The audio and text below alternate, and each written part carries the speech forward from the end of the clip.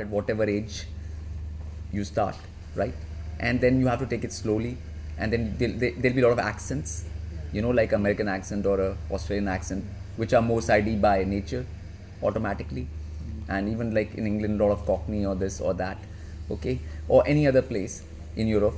And see, the thing is, like, when you start learning Sanskrit even, like if people start learning Sanskrit and try to learn Sanskrit, and they have to learn the alphabet first, right? And you have to speak it properly, the alphabet.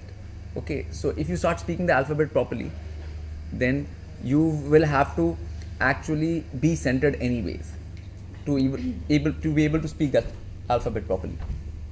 So it's just like learning a new language, and for the first time. But it takes work and it'll be slow, but you have to take it, that thing. And if you start with the posture, then the speech thing will follow more easier if you start with the posture first. Yeah. Yeah.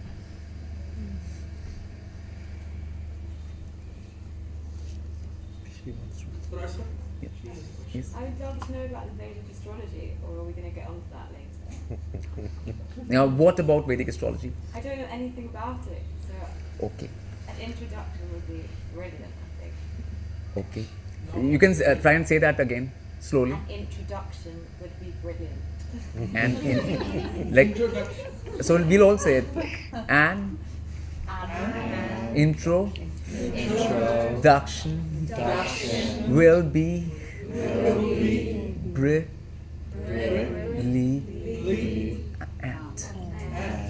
Brilliant. Okay. So, see, when you say Vedic astrology, okay, then you're talking about the term Vedic. Okay. So, Vedic is an umbrella term for all, like, basically art of living, basically. Like how do you live a human life in this human body on this particular plane of existence. Okay. So you have posture, speech, like Ayurveda, which is the science of life. Ayu means life, your lifespan, which is become more science of herbs now. And Jyotish, Vedic astrology, which is Sanskrit term for it is Jyotish, is a part of that whole, which is Vedic. Whole with a W. So now we know what is holy. When in English, when you use the word holy, it's HOLY, right? Then W is missing in that. That W is silent, but it is there in front of it.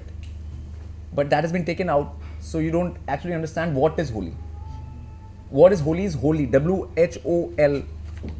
That is holy. When you deal with the whole, then only you are being holy. Okay, holistic.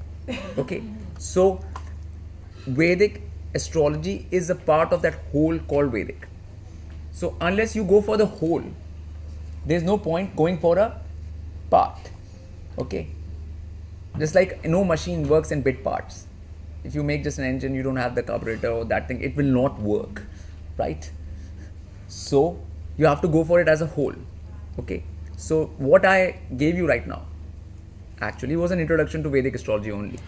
Okay, like because you are learning something Vedic. That's how the rishis in the ancient times used to teach the students first. They used to teach them posture and speech, which is what's called Ucharan. Say Ucharan. Ucharan. Ucharan. Which in English is pronunciation. Pronunciation. They used to teach that first. Okay? And then any other sciences came next. And when you start even learning Vedic astrology, then you'll come across a lot of Sanskrit terms. Now you will have to pronounce them. You will have to speak them out. And how you're going to be able to do that if you're not being able to center your mouth? Yeah. So grounding and that. So like connecting with nature and centering. That puts you in the right frame of mind to understand a divine science like Jyotish, Vedic astrology. Okay. So for that, like a being, when you start doing that and you start taking care of yourself with your what you put in your mouth too. Like we talked about what comes out of your mouth through your speech, right? But then comes what you put into your mouth too. So which is called right diet, right posture, okay, right speech. Then you are ready for learning any Vedic science. Okay. I just wanted to ask if there is like a book that explains all of this really well, like that we could read. Because I'd like to read a book about it. Okay. Get as much information as I can. Okay. Okay. I mean, the thing in the book is like there's a like I have a book called Peace Gita. Okay. Yeah. Like you start with that for understanding Vedic things. Okay. Because if you don't understand Vedic things, you can't go towards Vedic astrology. Yeah. Really. Okay. Because Vedic comes as a whole. It doesn't come in parts. It bits and parts. Like even if whatever you're doing out here, you're interested in all kinds of things like yoga or whatever. You are basically trying to move towards the Vedic thing only. When people in the West even start becoming vegetarian or vegan or anything, that was just a move towards the Vedic thing only, actually, yeah. in real terms. Okay, so once you are going in that direction, okay, and then it's best to understand a whole lot about that whole thing rather than just carry on with that. So I've got an introductory kind of book for that called Peace Gita. But even that book, I would tell people not to read from the mind. I would like you to speak it out when you read it. Okay? From the center, obviously. And slowly. Okay? To get it. Because all the Vedic knowledge was actually passed through speech and listening. Okay? It was not bookish stuff. Okay? This bookish thing is a Western thing. Okay? Yeah. Okay, and it doesn't really actually transmit knowledge. It transmits information, okay, but not knowledge, okay, because you don't have the practical application of it. Just in the speaking of it properly, you get a more practical application out of it straight away, rather than just mentally trying to digest something. Because using the body is very important in all of your learning. Also kind of stuck with centering yourself. Is it really as literal as keeping your pose as centered and symmetrical as possible? Because how do you walk through life, through your day, and maintain that? Maintain that? I mean, you can definitely do that very easily, because if you're cooking, for example, right? Yeah. You can stand straight and do it straight, If I'm just holding one pan in my hand, I'm already not in center anymore. No, but you'll put it down, you'll that thing. But you'll be graceful about it. Your other hand will be moving along with that hand. You're not just going to be behaving like a polio patient when you're going to lift one hand like that. Your other part of the body can move too. Like if my one hand is moving, the other hand can move too to counterbalance it. Like in Tai Chi, when your one hand is moving, you're moving the other hand as well to create a balance field. So point is you're finding a balance in every action you do. Okay. That doesn't actually mean being... But you're still, you're always around the axis. You never leave your axis. You are totally conscious of your axis at all points of time. And you're balancing your body around that axis. Even my hands are moving right now. Yeah. But they're moving around that axis. Okay. It's a dance. It's like a dance, but around the center. The whole life is a dance. The whole life is a dance. You have to be dancing all the time. So when you do something, you're dancing, but you're dancing in a centered way and graceful way. Yeah. Yes, you.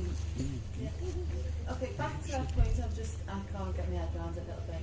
So what if you're in a state of emergency or panic, or in life these things happen, you can't always be in a calm place? Yes. How do you keep centered? Very good question. And the thing is that the more practice you have being like that, when you are calm, when there is not an emergency, the more of a habit and a practice you make up, the more you can do that when the pressure comes to you and when the situation gets tough and things come at you, then that habit will take you through. And that practice, there's a power in practice and creating a habit, okay? And that will take you through any kind of situation. It's something that takes time. You just start like slowly, and then it becomes a part of your nature. You don't even have to think about it after a while. You know, it's just like creating a habit. You might have created bad habits for 15, 20 years. Then it takes 2-3 years to create a good habit.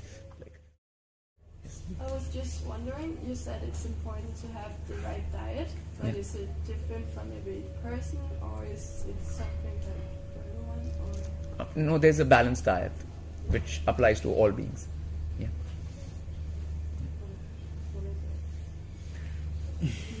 There she wants. Yeah. Can people with bad knees get centered ever? Yes. Yes, they can. Yes. Yes, they can. So everybody can get to the lotus, Yeah. Well, not lotus, just the cross leg. No, not lotus leg. Even cross leg, you don't have to be. People can be centered while keeping knees there. People, even when you stand, you can be centered. You can stand in a centered fashion, like a military kind of way. Well, I can't be standing all the time if I want to relax. Okay, that way you'll sleep too.